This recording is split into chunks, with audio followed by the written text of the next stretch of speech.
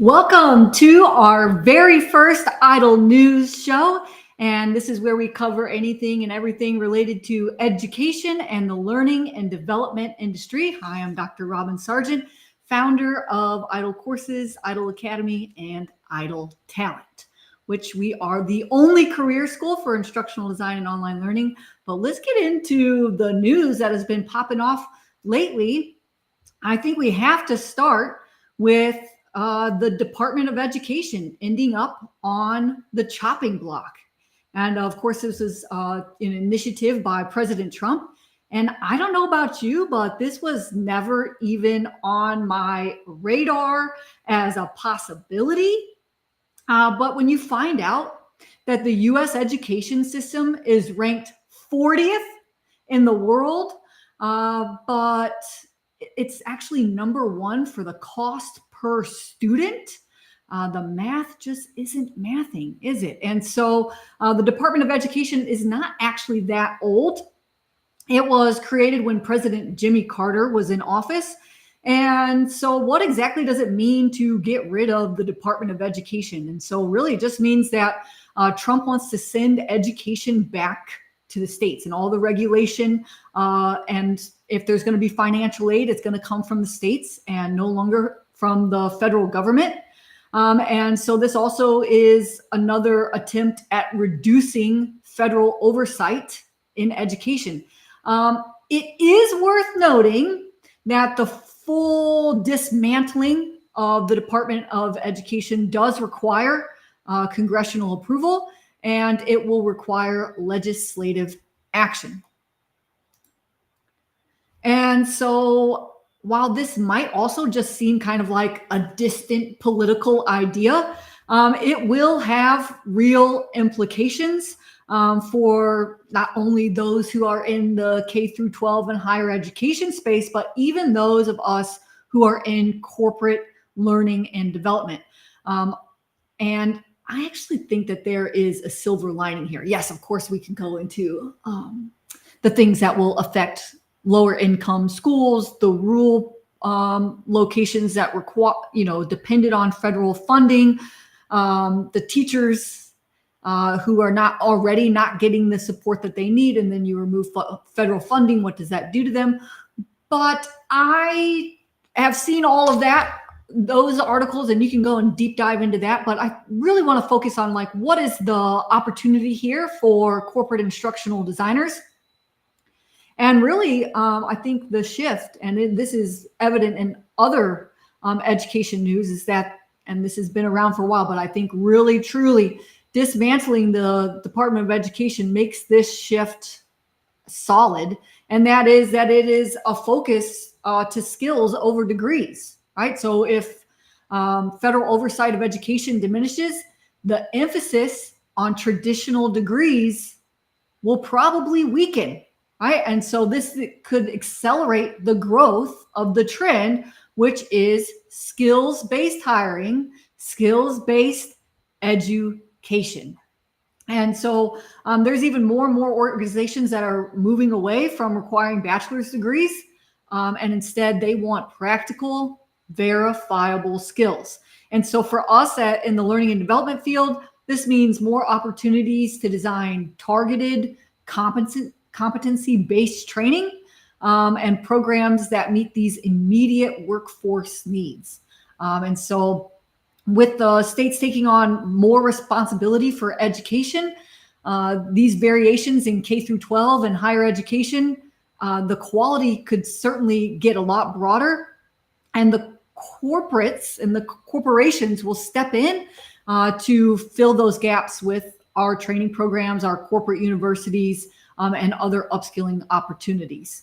And if federal funding shifts away from traditional education models, well, companies might start putting their own money into education programs that creates a workforce that is ready to work, right? Because as you know, a lot of times people will go and they'll get those degrees and they are not ready to work. As instructional designers, we know this. We've been building corporate universities for a while. And so this will just make the onus on companies more enticing and like stronger to continue to develop their own workforce for the future. I'm definitely curious about what you would add to this conversation. Let me know in the comments. I'm paying attention to see what you all have to say. And then that just takes me to the next news article that I found in here, which is traditional degrees are out. And I think, like I said, we've been hearing this for a while, but to see California completely nixing degree requirements for 30,000 state jobs, and that's just one article. There's multiple different initiatives like this, but to see it at the government level where they are not even requiring a degree at all for 30,000 different jobs just in the state of California really points back to what I was saying, that it is skills over degrees. And it's no longer like, show me your diploma, it's show me what you can do. And so this matters, right? This matters for us as instructional designers. It matters for education as a whole. And I think it also points out the flaws that we have seen, the seeds of those flaws that have come to bear fruit, right? Which is what I mentioned earlier. People are getting these degrees. They don't have real skills for the real workforce of today.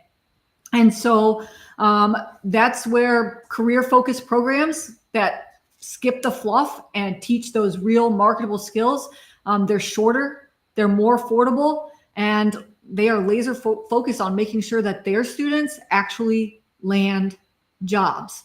And so just this one little article is just a point to a broader scope that we're seeing, that employers are prioritizing practical experience over degrees. So I just want to know, have you experienced or noticed this shift in the skills over degrees? Have you found any other initiatives that are similar to what the state of California is doing as far as removing degree requirements altogether? I can't talk about what Trump is doing and not mention the elimination of DEI, right? Diversity, equity, and inclusion.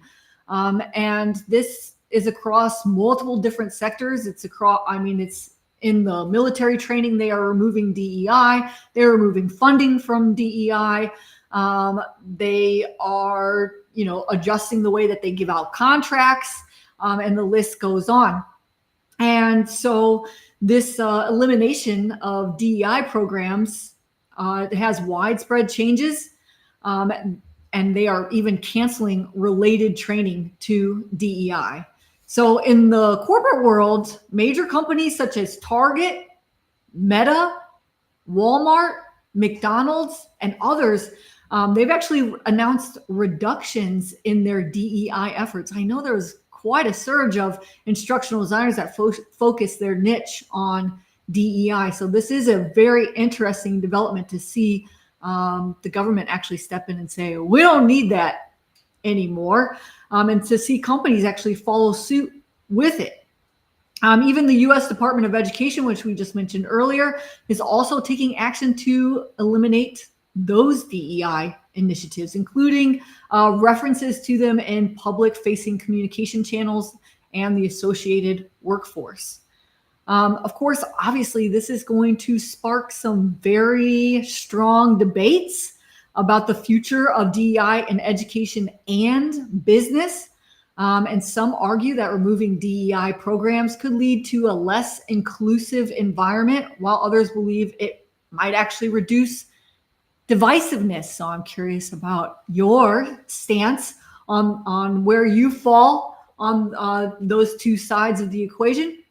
And so for those in learning and development, these changes present both challenges and possibly some opportunities, right? It's crucial to stay informed and adaptable to these changes. But I think we are still, as instructional designers, it is still part of our responsibility to make sure that we foster inclusive and effective learning environments, even as this landscape evolves. So what do you think? Let me know. Let me know in the chat. Now, moving from just kind of general broad news, I love to look and zoom around on a LinkedIn. And so just kind of find some industry LinkedIn posts that I think are interesting. And so this one I'm going to take from Jason Braun. I found a great article by him about how instructional design belongs in design schools and not education departments. And as you and I both know, instructional design is more than education. It is about solving complex problems, creating experiences, and designing for impact across industries and, of course, across the organization. Jason actually shares the numbers that tell a story. And interestingly, there are over 250,000 graphic designers in the US, but only 99,000 instructional designers. And this isn't just like a workforce gap, it's an awareness gap. So graphic design students, people know about graphic design. It is something that people in high school, like, oh, I want to become a graphic designer, and they start right out of high school, right?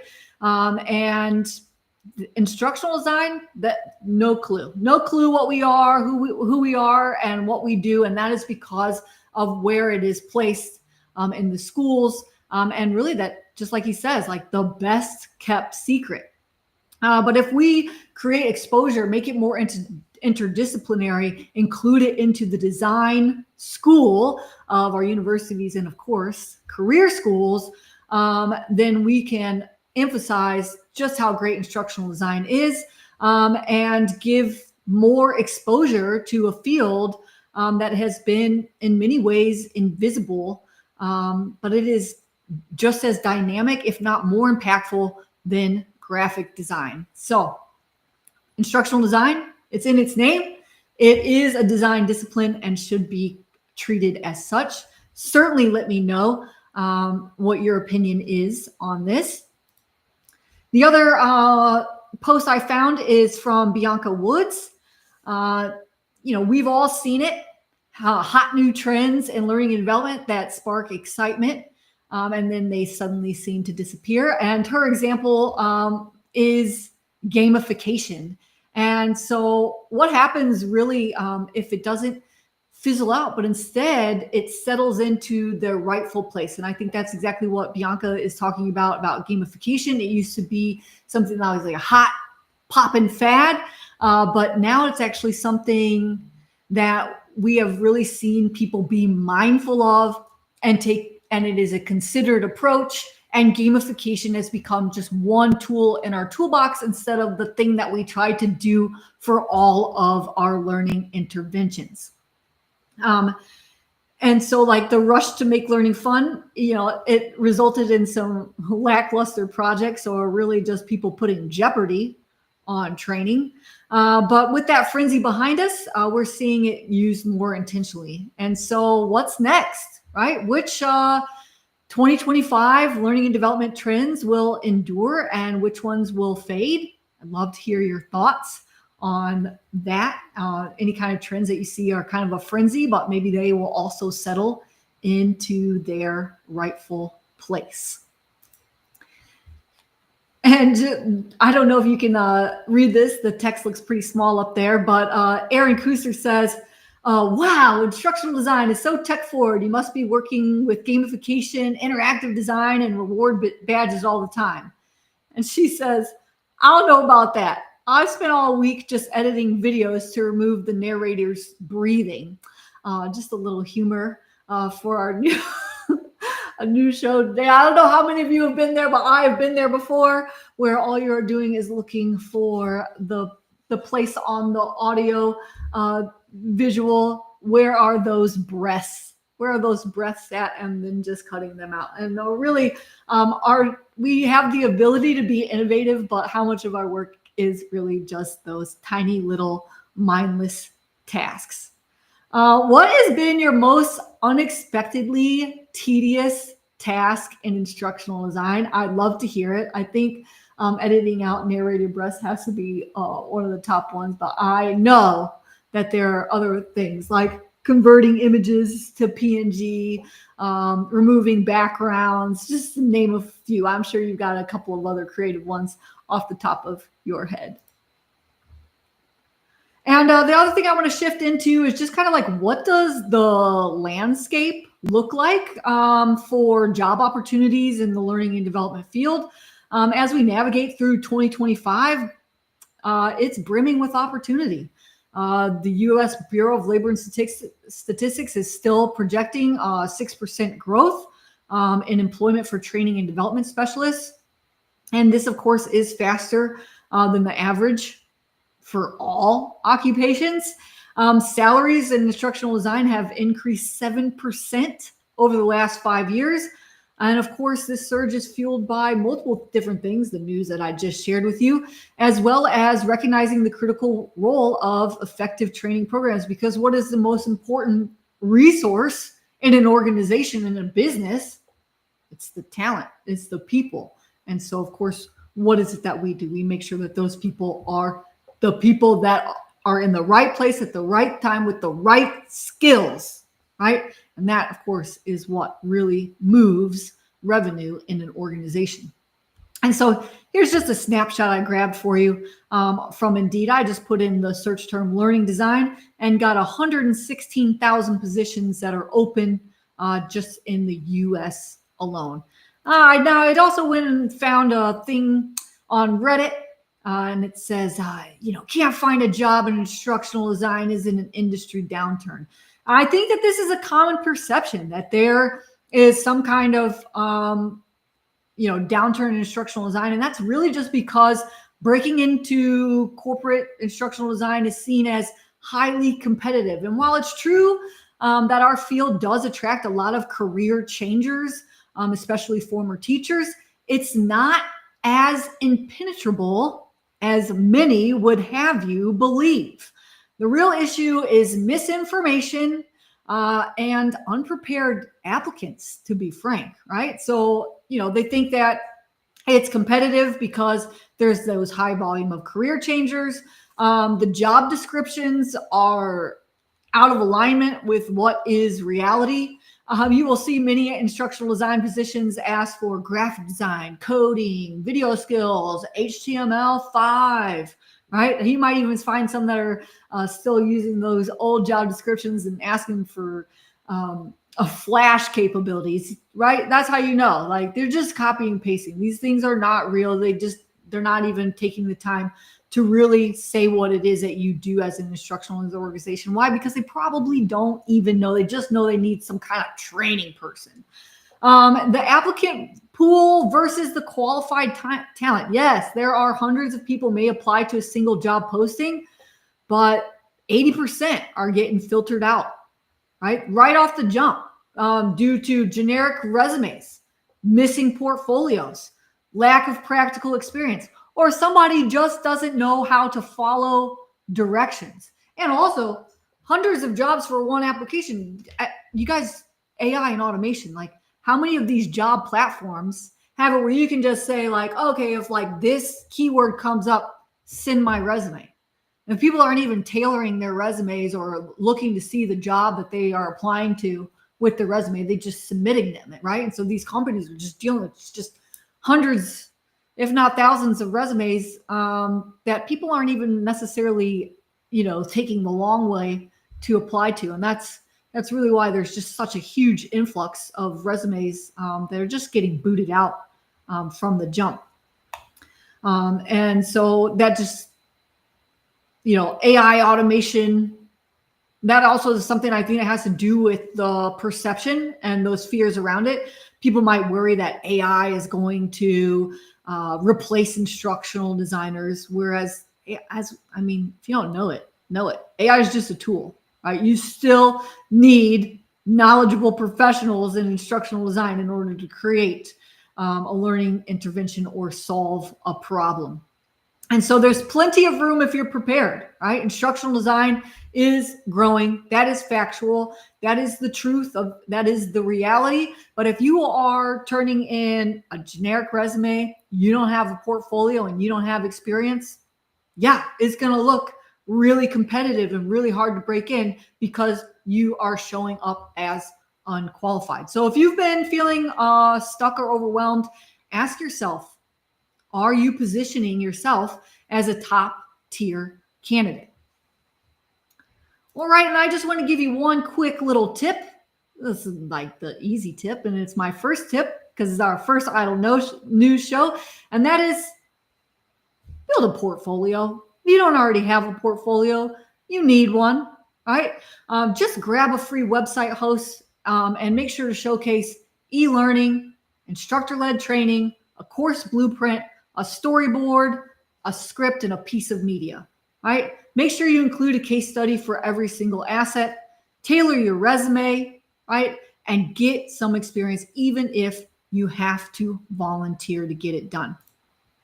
And if you're interested in becoming an instructional designer and you don't know where to start, well, why don't you get started for free? We have the Become an Idle Challenge. It is self-paced. It moves fast. It gives you the exact roadmap that you need, and you can find out if this instructional design is for you. You can find registration at idlecourses.com/live challenge. All right, it's free. Go check it out. Go see if this field is for you, and also get the exact steps in order to show up as a top tier qualified candidate in the learning and development field. And if you're already an instructional designer and you'd like to get more insights from the best minds in the industry, check out our Idle Presents series. It's brand new this year. We're going to have webinars with thought leaders like Clark Quinn, Carl Kapp, Andre Plout, and new guests are added all the time. You go to idlecourses.com/presents to register. And the bonus is when you register for one of these webinars, not only will you get information about how to show up live, you will get an entire library of all of the previous recordings and all of the recordings to come. And so it's your own personal Idle Presents library so that you can go and catch up on past episodes. Thank you so much for coming to Idle News, where we share education and learning and development updates and insights. And if you like staying updated with education and the learning and development news and like trends and things that are going on, I'm going to be here every other Thursday. And if you want to keep up with Idle News, you can go to idlecourses.com/idle news. If you have a news article or a topic, or maybe you've found something interesting on LinkedIn you want me to check out, go to that website, idlecourses.com/idle news, and submit it to me. I would love to get your input, get your articles, and present it here on Idle News. Thank you so much for watching, and I will see you in just 2 short weeks.